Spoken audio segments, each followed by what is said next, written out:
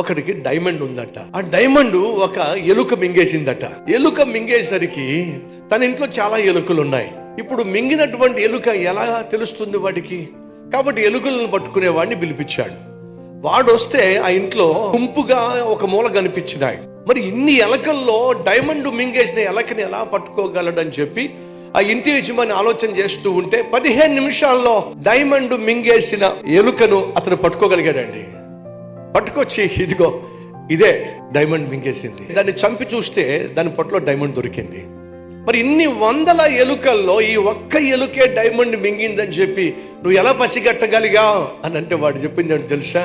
మూర్ఖులకి ఆస్తి వస్తే మనుషులకు దూరంగా ఉంటారు, అలాగే ఈ మూర్ఖమైన ఎలుక అందరితో కలవకుండా ఒంటరికి ఒక మూల కనిపించింది. అప్పుడే అర్థమైపోయింది ఇదే మింగేసిందని చెప్పి వేసేసా, దొరికిపోయింది. మూర్ఖులకు అధికారం వచ్చిన